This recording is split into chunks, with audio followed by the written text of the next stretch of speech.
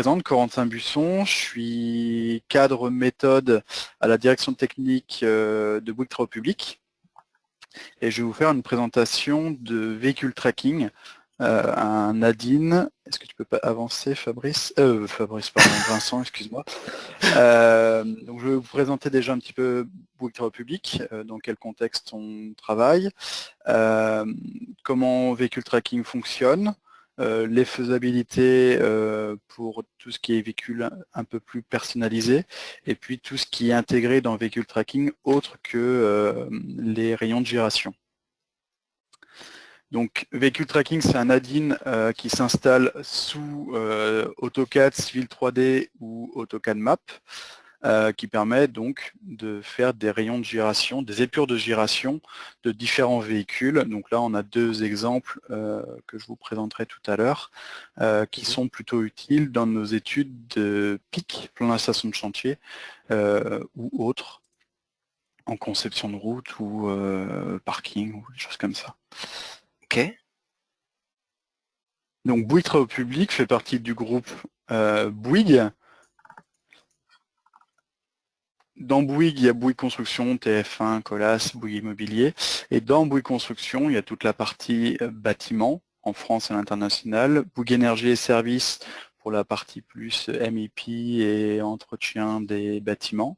Bouygues Construction Concession et Bouygues Travaux Publics. Et dans Bouygues Travaux Publics, il y a plusieurs filiales, région parisienne, service nucléaire, région France, pour la partie Australie, Hong Kong, les mines et la partie suisse. Donc moi, je fais partie de Bouygues Travaux Publics directement. Bouygues Travaux Publics est implanté, il faut que tu avances un tout petit peu, s'il te plaît, partout dans le monde, avec des localisations plus historiques comme l'Australie, Hong Kong, le Royaume-Uni, la Suisse, l'Égypte et la Croatie. Pas mal en France, et on est à peu près 5000 collaborateurs répartis dans le monde, avec 400 personnes à la direction technique, dont je fais partie. Dans cette direction technique, on a un service méthode. Et puis voilà. Donc là, on va rentrer dans le vif du sujet. C'est comment fonctionne véhicule tracking. Donc j'ai mis quelques petites slides rapides. Donc il y a un bandeau. Une fois que vous l'avez installé, vous avez un bandeau. Sur ce bandeau, il y a plusieurs parties. La partie intercept mécanique, qui est donc l'étude de rayon de giration. La partie stationnement, qui sera présentée par Vincent par la suite. Et la partie carrefour giratoire, qui est utile peut-être dans certains cas. Nous, ce qui va nous intéresser, c'est la partie surtout rayon de giration. Donc là, le principe, c'est de choisir un véhicule dans une bibliothèque qui est fournie par le logiciel ou dans une bibliothèque personnalisée, si vous avez vos propres véhicules, et ensuite de faire naviguer votre véhicule dans votre plan. Donc bien sûr, il faut que votre plan soit à l'échelle, pas forcément géoréférencé, mais au minimum à l'échelle. Donc ça peut marcher en mètres, mais aussi en pieds, en pouces, en millimètres. Là, après, c'est dans les paramètres de l'outil qu'il faut bien définir l'unité. Okay. Donc moi, généralement, ce que je fais, j'utilise souvent le bouton Auto Drive de l'arc. Donc il suffit juste de cliquer sur quelques points et au fur et à mesure, c'est totalement dynamique. On voit l'emprise, la giration du véhicule, comme vous voyez sur l'image à droite.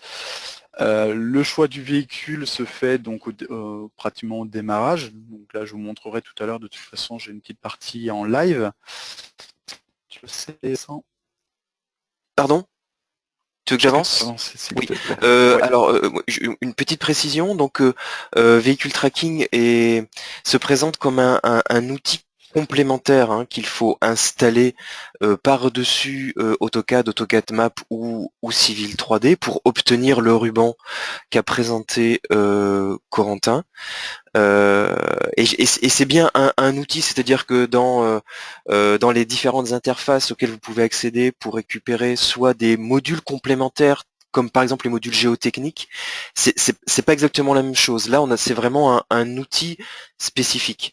Donc, dans la liste des produits auxquels vous avez accès, si vous avez une collection AEC, c'est bien un outil, une des solutions de la collection AEC, et ça n'est pas un module complémentaire de Civil 3D, comme le module géotechnique par exemple. Ça, c'est pour vous guider si vous souhaitez trouver véhicule tracking.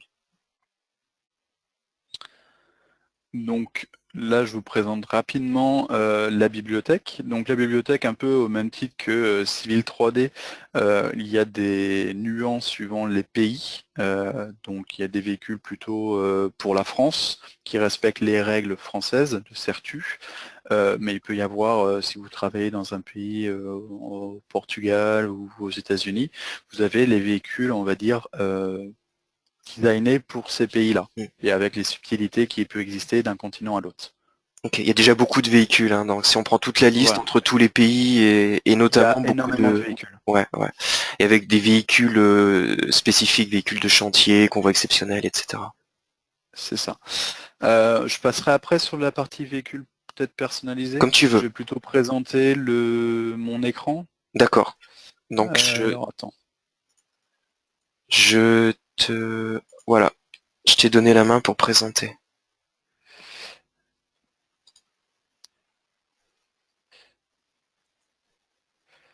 Je pense qu'on voit... Est-ce qu'on voit AutoCAD là du coup? Moi je vois ton écran.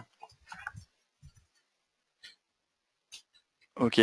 Donc là j'ai préparé un fond de plan que je pourrais vous mettre à disposition si vous le souhaitez. Donc, alors, j'espère qu'il ne va pas bugger. Voilà. La bibliothèque se situe juste avec ce petit logo qui est ici. Donc en cliquant dessus, on a, une fois que c'est chargé, ah la vache, la licence. Ah. C'est pour ça qu'il bloquait tout à l'heure. Bah attendez, je vais me connecter.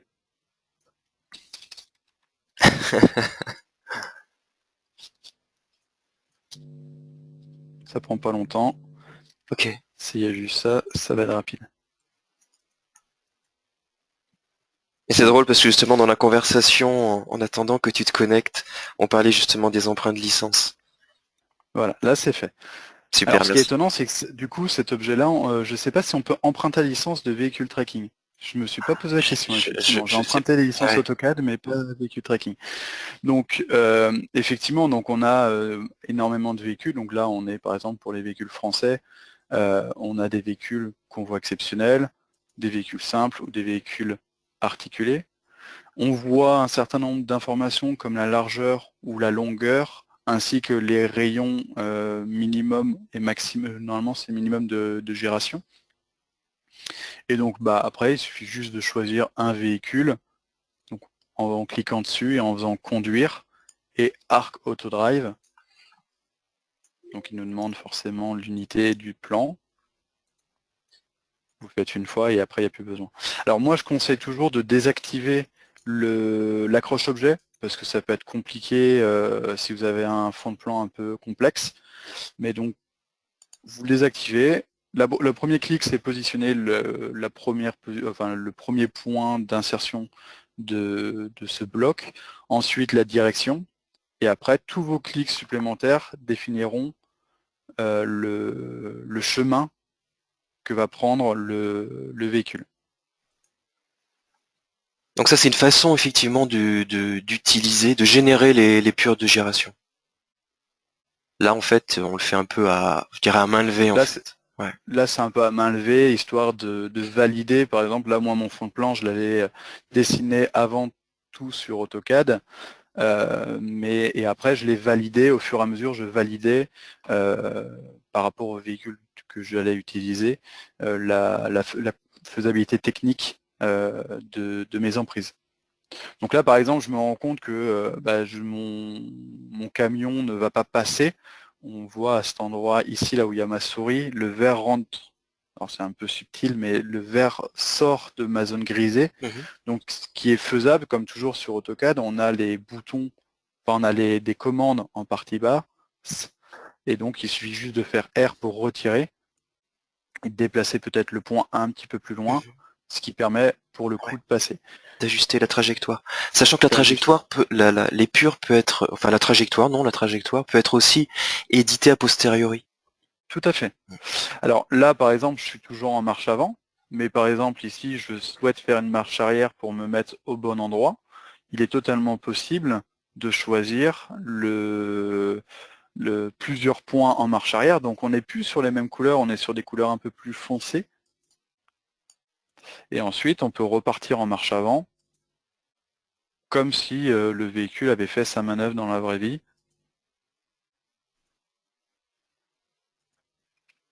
Et donc là, il suffit juste de faire entrer pour arrêter la commande. Si on se rend compte qu'on a oublié et un point ou qu'on a oublié d'aller au niveau final, on peut rajouter avec le petit plus, rajouter des points supplémentaires, mais c'est point par point à chaque fois.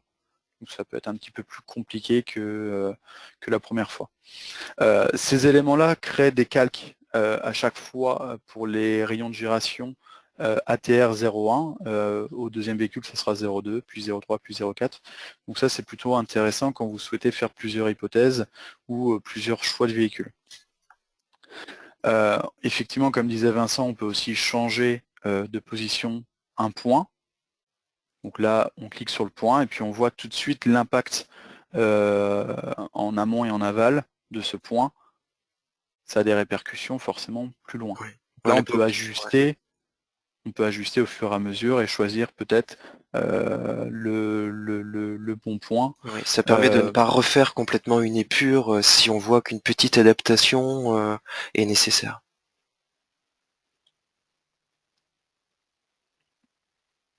Donc ça, c'est pour un véhicule. On peut imaginer, alors quelque chose qui, nous, au niveau méthode, nous intéresse, c'est plutôt tout ce qui est grue mobile. Alors là, il y a pareil, Autodesk met à disposition un certain nombre de véhicules. Vincent, tu te rappelles, on les avait vus hier, c'était les World, je crois. Hein. Oui. Alors après... Truck, non, il n'y a pas de truck. Construction. Crane, il y a un truc. Ouais, c'est ça. Ouais, c'est ça. Il y a un certain nombre de grues de la gamme Liebherr et Terex. Donc ça va de la 30 tonnes à la 800 tonnes, ce qui est plutôt impressionnant. Et il suffit juste de prendre, de choisir sa grue, de faire conduite auto, toujours la même chose. Ce qui est impressionnant, c'est quand même c'est des grues qui ont toutes des roues directionnelles et le logiciel prend en compte vraiment la maniabilité de l'engin. Oui, ça peut gérer des véhicules très complexes. Forcément. Souvent, la problématique des épures se pose plutôt sur des véhicules assez atypiques. Si vous avez une voiture, une voiture ou un camion, je dirais classique, standard, bon en général, mais ça va plutôt être sur ce type de véhicule avec des essieux directionnels un peu complexes, avec plusieurs remorques, ce genre de choses, où là, mes véhicules tracking peut simuler beaucoup de types d'engins. Il y a aussi quelque chose que j'ai découvert il n'y a pas si longtemps que ça, c'était l'assistant de rapport qui permet de créer un PDF pour chaque véhicule ou pour un choix de véhicule où on voit du coup le rayon minimum et maximum, enfin le rayon intérieur et externe du véhicule choisi. Donc ça peut être plutôt intéressant quand on veut justifier le choix d'un véhicule. Ça évite de retourner sur Internet, chercher le rayon qui va bien ou de le dessiner. Le logiciel permet de le faire directement. Je vais essayer de vous le montrer. Alors il y a beaucoup de paramétrages avancés qu'on va pas montrer ici en lien avec les épures sur les histoires d'accélération, de déport en virage, etc. qui en fait pour être bien utilisés nécessitent d'avoir je pense une bonne approche de la théorie de la génération des épures mais sachez que Vehicle Tracking est capable d'intégrer beaucoup de paramètres très avancés sur la génération des épures. Donc là, je ne sais pas si vous voyez le PDF. Oui, on voit le dessin là, ouais. Donc ça, c'est un export qui est fait automatiquement depuis Vehicle Tracking. Donc je pense qu'il y a des templates qui doivent exister où on a la possibilité de rajouter nos logos, des choses comme ça. Ouais. Mais donc ça permet déjà de récupérer les rayons minimum et maxi pour un véhicule par exemple type poids lourd. Donc là c'était un poids lourd américain. Ça peut être intéressant. Oui, on peut comme ça bien spécifier les gabarits des véhicules en termes de dimension, mais aussi en termes de capacité. Quels sont leurs rayons mini, maxi, l'emprise qu'ils ont lorsqu'ils braquent, etc.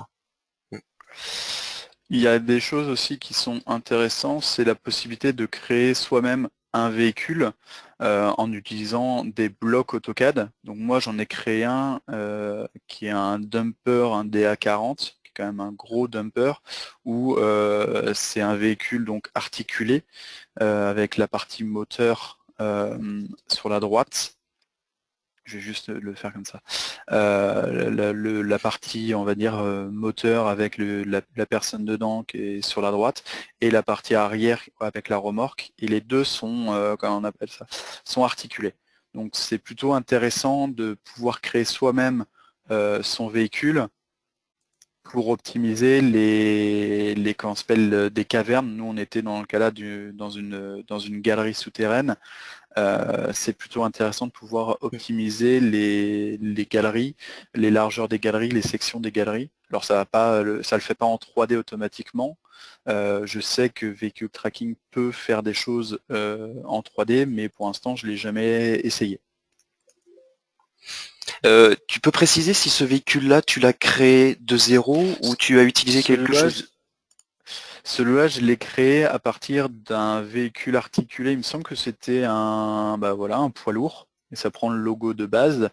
Ce qui est intéressant, c'est qu'à partir d'un véhicule existant, on est capable de le modifier, soit de créer un nouveau à partir de zéro, soit carrément d'éditer une copie. Et donc en modifiant un certain nombre de paramètres, les nombres d'unités, des choses comme ça, le nombre d'essieux à l'avant, le nombre de roues sur chaque essieu, l'écartement. Donc il y a un certain nombre de paramètres, ça prend un petit peu de temps à bien comprendre qui fait quoi, mais on est quand même aidé par des petits schémas sur le côté qui est quand même plutôt utile. Et donc au fur et à mesure on avance. Donc ça c'est vraiment la partie assistant simplifié. Il est possible de le faire vraiment en mode avancé. Mais là, il y a vraiment beaucoup plus comment ça s'appelle, de paramètres. Et je pense qu'il faut connaître les normes pour bien s'en sortir. Ouais. Donc c'est un peu ce que je disais tout à l'heure. Il y a tellement de réglages, de paramétrage pour simuler tous les comportements possibles d'un véhicule que effectivement la création d'un véhicule, la création complète d'un véhicule, hein, depuis si on veut reprendre tous les paramètres, peut prendre un certain temps. Effectivement, l'idéal, ça reste quand même de trouver un véhicule très proche de ce que vous souhaitez, le copier et faire des modifications de distance entre essieux, de largeur, ce genre de choses. C'est On ça. peut, excuse-moi Corentin, une dernière remarque, Vas-y. il est possible de créer totalement un véhicule de zéro. En revanche, pour ça, il vaut mieux nous contacter, venir vers nous, vers moi par exemple, parce que on va vous aider pour le faire dans ce cas-là. Créer depuis zéro totalement un véhicule complexe, parce qu'en général, si on a besoin de faire ça, c'est parce qu'on trouve pas l'équivalent dans la bibliothèque. Ça peut être vraiment fastidieux. Donc dans ces cas-là, ce sont nos équipes qui vous aideront à le faire. Mais c'est tout à fait envisageable. Ce qui est intéressant aussi, c'est on a la possibilité de mettre des contraintes, donc des angles maximum, des angles minimum, des délais de rotation. Donc par rapport à la vitesse, on est capable de dire, bah, on ne peut pas passer de marche avant en marche arrière et puis tout droit à tourner les roues au maximum en X secondes. Tout est paramétrable, ça demande quand même pas mal de temps, mais c'est quand même intéressant. Ouais. Et il est possible de rajouter, alors il me semble que c'est en mode avancé, ouais c'est ça, c'est en mode avancé de rajouter ses propres blocs. Donc moi j'avais fait un bloc pour la partie avant et un bloc pour la partie arrière, et il est possible en mode avancé de rajouter ses propres blocs. Oui, on peut Donc ça rajouter. c'est très intéressant. Ouais. On peut rajouter par exemple une remorque à un camion qui a déjà une ou deux remorques par exemple. Ça c'est tout à fait envisageable. Un véhicule un peu plus complexe, c'est les trains sur pneus, ou MSV je crois que c'est la marque MSV, les trains sur pneus pour toute la partie tunnel. Dans un des projets, on a été contraint de bien contrôler notre emprise au sol. Et donc là, j'ai juste récupéré le bloc AutoCAD du train sur pneu. Et j'ai essayé, avec l'outil de base, de positionner les roues dans tous les sens. Et on voit bien l'emprise, parce qu'il y a quand même un porte-à-faux avant et arrière assez important. Et on voit quand même l'emprise du véhicule.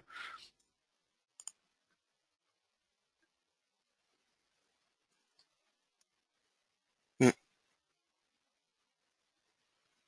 Donc ça, mm. c'est des essais à chaque fois, au fur et à mesure, suivant les besoins. Euh, Ok. le logiciel est plutôt intéressant. Ok. Quand on a 4 roues articulées, 4 essieux articulés, c'est quand même intéressant. Il nous reste environ 10 minutes, Corentin, par rapport à ce que Oui, tu avais prévu. Il je faut. suis à la fin. Parfait. Super. Moi j'avais aussi prévu quelques J'ai ajouts. vu qu'il y avait quelques Il y a questions quelques au questions, oui, fur et à mesure. notamment. Ouais, notamment une question Avec Revit, ça ne marche pas. Ça, je l'ai exacte. vu. Ouais. Donc non, pour l'instant, il n'y a pas de véhicule tracking pour Revit, ce qui est bien dommage. Oui.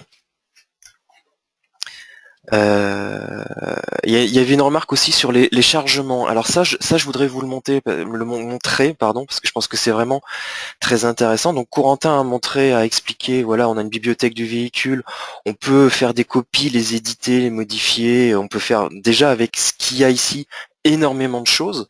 On peut traiter beaucoup de cas. Et moi, ce que je voudrais vous montrer, je vais reprendre la main, Corentin. Vas-y. Qu'est-ce que j'ai fait? Tac. Normalement, je t'ai redonné la Ah ben main, voilà, Vincent. c'est ça. Ok, super. Euh, alors attends, je vais aller directement à cette partie que j'avais prévue. Donc oui, pour info, l'aide en ligne pour véhicule tracking est disponible hein, depuis le logiciel que vous utilisez en français pour les épures de gération, pour les parkings, pour les carrefours giratoires.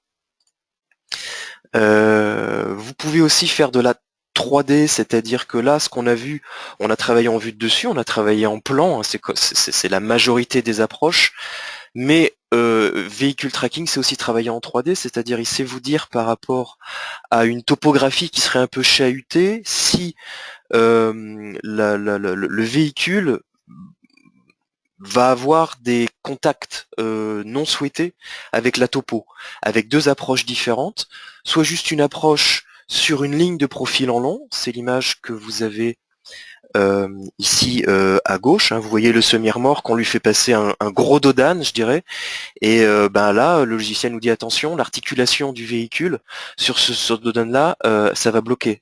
Ça va coincer. Une autre approche en vue de dessus, et là vous avez une analyse colorimétrique des zones sur lesquelles, alors on s'approche dangereusement d'un contact qui n'est pas souhaitable, jusqu'à ce que pour une certaine couleur, on arrive au moment où il y a un contact. Donc ça aussi c'est une approche intéressante. Il n'y a pas que l'épure en 2D, il y a aussi la partie 3D. Alors, voilà, c'est ça que je voulais vous montrer.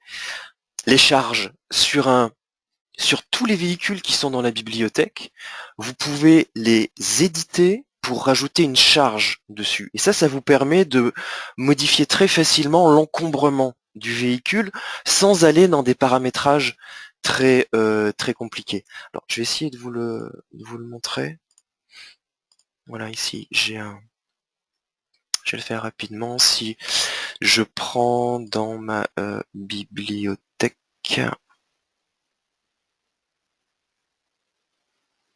Voilà.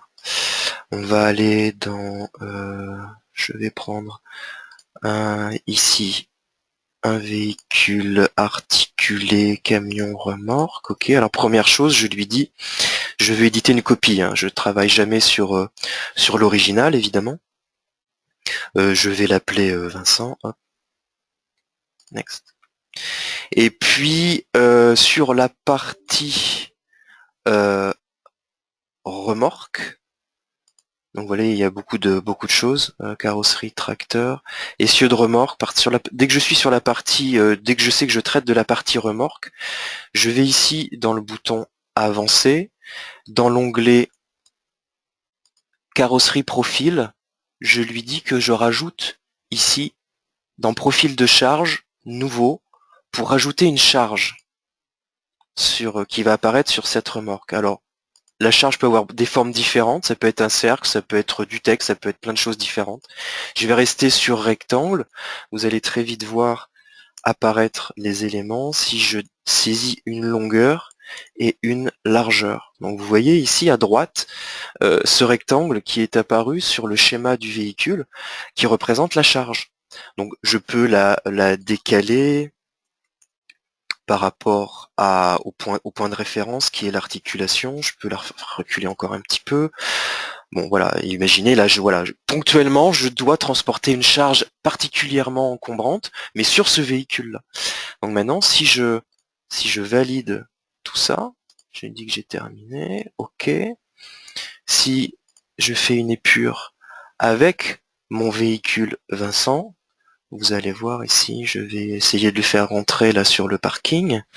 Bon, j'ai un fond de plan qui est un peu curieux, c'est pas très grave. Je démarre ici, je lui donne ma direction.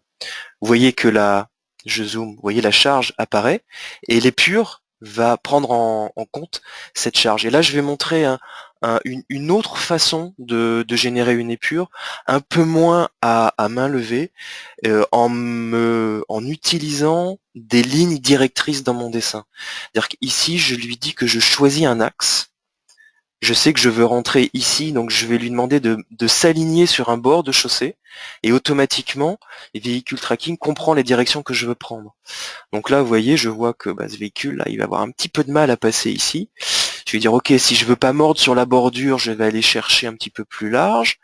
Ok, je vais caler cette position. Après, je vais lui dire que je veux rentrer sur la droite. Je choisis encore de m'aligner sur un nouvel axe, voilà, et là je vais essayer de passer ici. C'est une autre façon d'utiliser le véhicule tracking, en étant peut-être un peu plus guidé pour avoir une épure de gération un peu plus directe, un peu plus géométrique. Voilà. Mais là, vous voyez que j'ai bien la trace de ma charge. Donc ça, c'est très pratique parce que sans faire des manipulations trop avancées sur les véhicules, ça vous permet d'adapter l'encombrement de vos véhicules. Quoi d'autre? Pour les stationnements, on l'a évoqué tout à l'heure. Effectivement, aujourd'hui, par défaut, si vous lancez les outils de stationnement pour générer des parkings, dans la liste, il n'y a pas de stationnement France.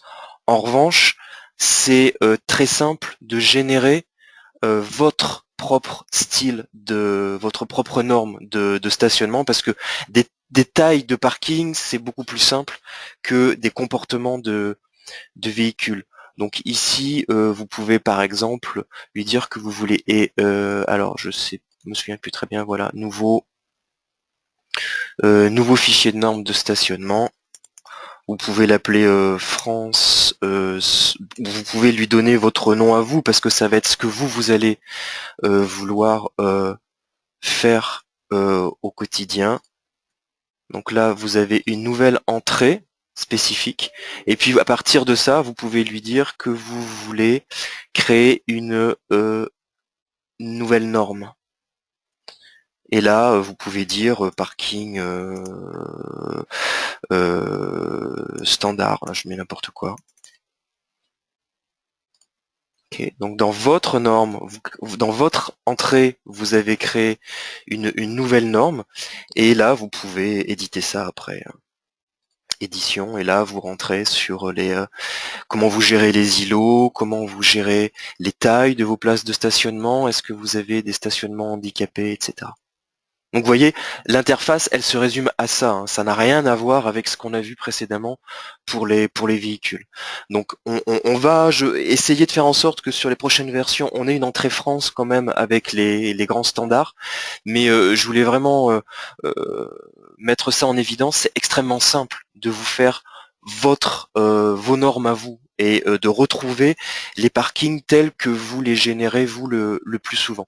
Et bien sûr, ça s'exporte, ça s'enregistre. Il faut l'enregistrer. Vous faites enregistrer vos fichiers de normes. Je crois que c'est un fichier d'extension AST ou quelque chose comme ça. Et à chaque fois que vous réutilisez Vehicle Tracking, vous n'avez qu'à importer vos normes pour directement tracer vos parkings en fonction de vos standards. Ok. Ce qui est pratique aussi par rapport à l'outil de stationnement, c'est la capacité de faire des rapports. Puisque lorsque vous avez dessiné une zone de stationnement, là, comme j'ai pu faire ici, voilà, ça a été fait avec Vehicle Tracking. Donc, vous voyez, ce sont des objets spécifiques Vehicle Tracking. Je peux après demander le rapport qui correspond au parking que j'ai créé dans mon dessin. Alors sous plusieurs zones, après vous pouvez gérer ça de différentes façons.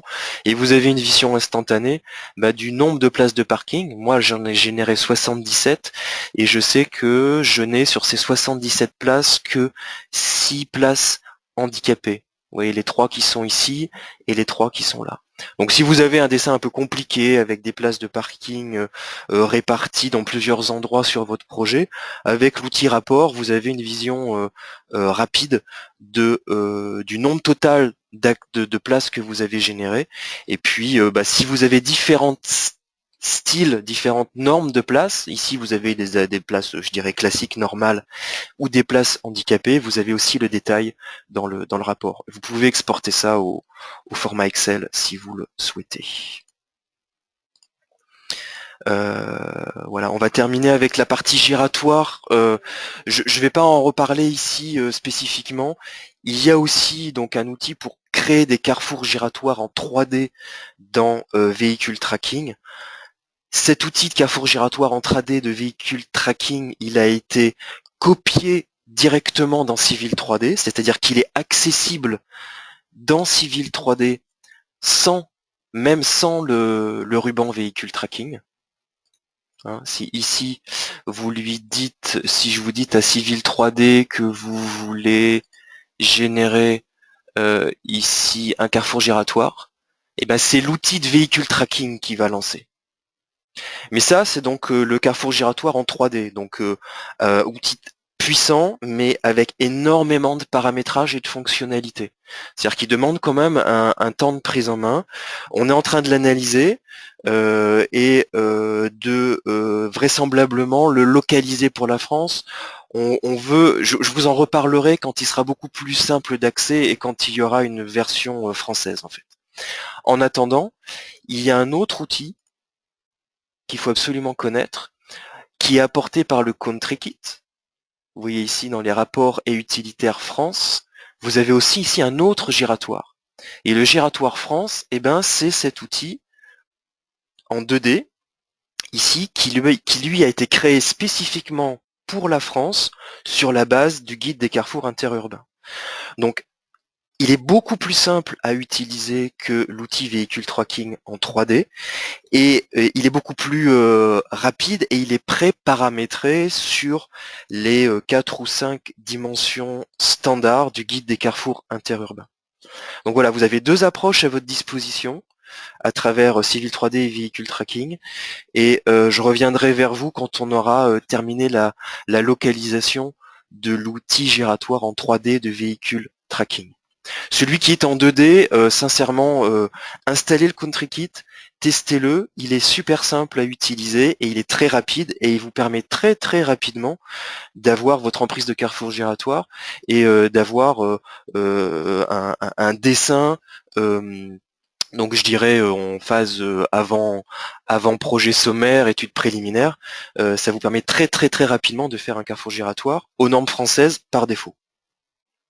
Et il est possible aussi, je rajoute une petite chose, Vas-y. de le faire pour les normes anglaises, où on roule à gauche. Alors, avec J'ai eu le l'outil, souci sur un projet où il faut du coup installer le CountryKit UK, et ouais. du coup il comprend bien que on roule à gauche et pas à droite, et du coup le carrefour giratoire se met dans le bon sens. Ah, mais alors tu parles de l'outil Pas 2D ou celui-ci, 3D? celui de tracking. Véhicule tracking, oui, oui, véhicule Ouais, tracking, ouais, ouais, ouais. Il comprend conduite à gauche et conduite à droite. Oui, tout à fait. ok. Alors voilà, il est midi passé. Tu as jeté un coup d'œil sur les questions, Corentin? Est-ce que tu as vu des choses? Il y a pas mal d'interventions dans la boîte de J'ai dialogue. pas eu d'autres questions.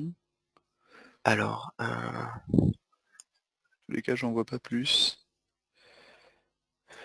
Pour la bibliothèque, pour passer j'ai d'un vu. véhicule à l'autre, soit on l'enregistre sous, soit autrement, si tu ouvres le fichier où il a été créé dans un nouveau AutoCAD, tu peux venir le rappeler si tu as besoin.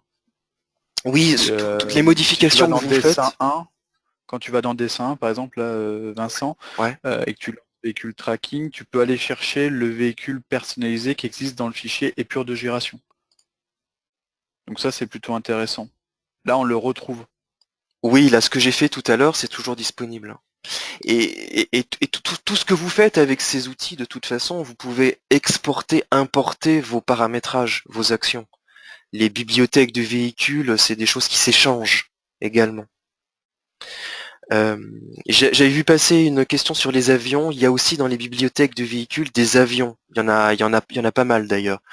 Je crois qu'il y a la plupart des modèles. C'est Alors, Aircraft. ouais, tout ça là. Commercial Aircraft, alors voilà, il y a du Airbus par exemple, et vous avez ici toute une liste de, alors j'en prends un au pif, vous voyez le modèle, et puis vous pouvez très bien faire, je vais revenir ici, pouvez lancer, ok, voilà, je peux avoir un avion qui circule sur mon dessin. Vous pouvez aussi afficher la trace des réacteurs, il me semble.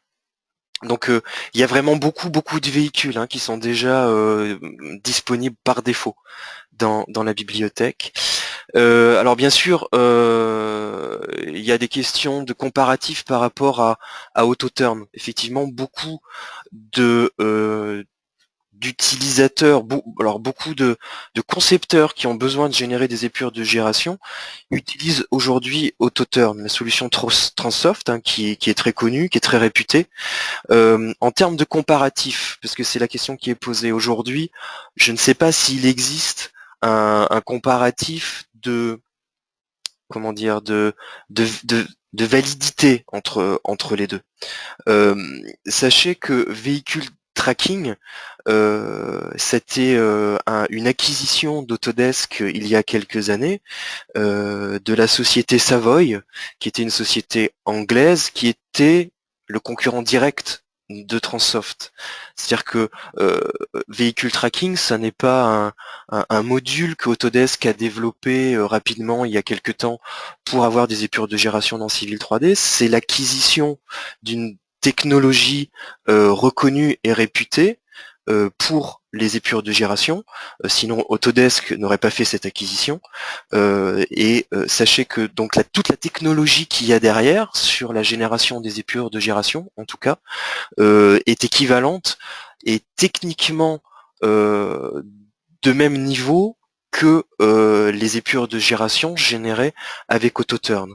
Là, vous allez trouver très certainement des écarts en termes de capacité, c'est que AutoTurn étant à lui tout seul un logiciel spécifique, dédié à ça, vous allez avoir des fonctionnalités peut-être complémentaires, différentes de celles d'AutoTurn. Je pense qu'aujourd'hui, un utilisateur qui a besoin de faire des épures de génération, de tester des épures de génération par rapport à un projet, il va trouver 95% de ce dont il a besoin avec véhicule tracking. Euh, Avec tout ce qui est disponible aujourd'hui dans véhicule tracking, la plupart des personnes qui ont besoin de faire des épures de génération vont trouver ce dont elles ont besoin avec véhicule tracking. Il faut bien garder en tête que tout ça c'est inclus dans la collection AEC, alors qu'un abonnement auto-turn supplémentaire, ça représente un coût conséquent.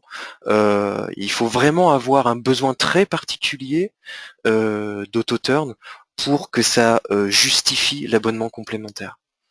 Voilà, je fais ce point, c'est normal, il y a eu plusieurs fois le sujet qui a été abordé dans les questions. Et puis, autre avantage du véhicule tracking, c'est que d'un coup, vous avez les épures de gération, vous avez les parkings et vous avez les giratoires en 3D. L'équivalent chez Transsoft, c'est 3 produits différents, donc 3 abonnements différents à rajouter.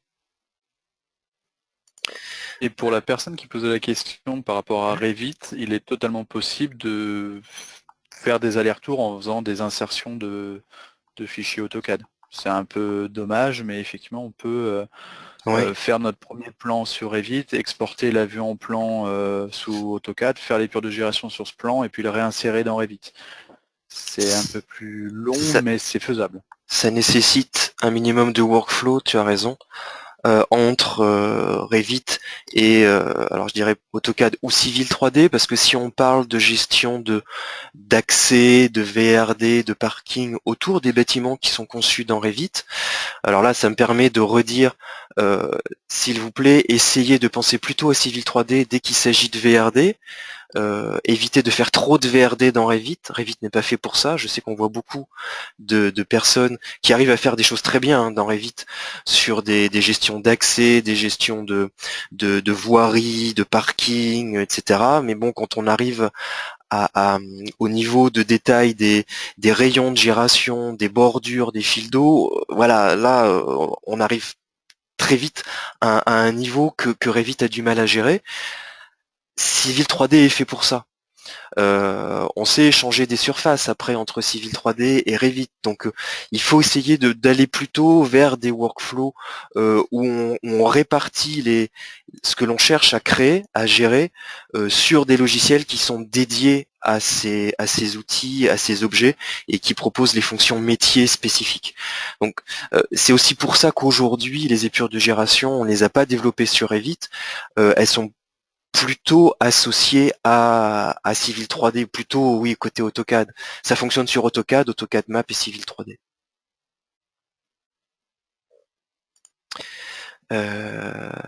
Alors. Oui Eric, alors Eric je vois que. Alors sur la partie 3D on a répondu. Pour une rampe de parking, oui, je pense qu'on peut tout à fait aussi utiliser. Après sur la partie 3D, toute la complexité entre guillemets, c'est de modéliser la surface topo qui correspond à la surface sur laquelle on veut faire rouler le véhicule le plus précisément possible.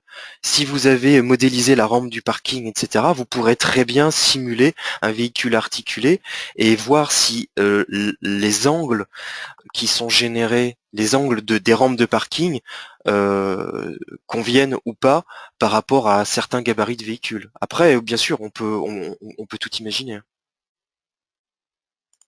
Bonne question, Baptiste. Aujourd'hui, on n'a pas de lien direct avec InfraWorks.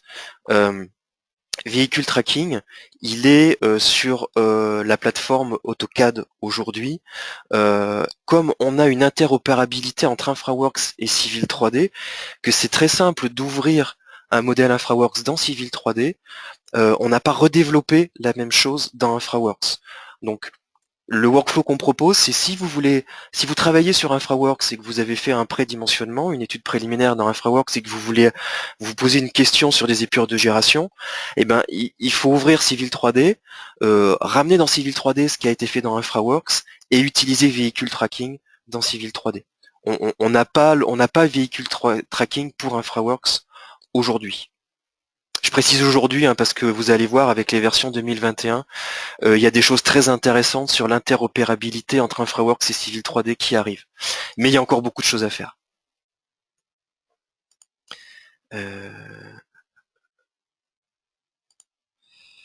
Voilà, je pense que là il est plus de midi 10. Il y a pas mal de questions. Je vais les passer en revue. Éventuellement, on regardera ça avec Corentin. On va vous on les traitera et on proposera des réponses peut-être via le blog ou via Meetup peut-être par exemple. Pourquoi pas, je vais voir dans quelle mesure c'est faisable.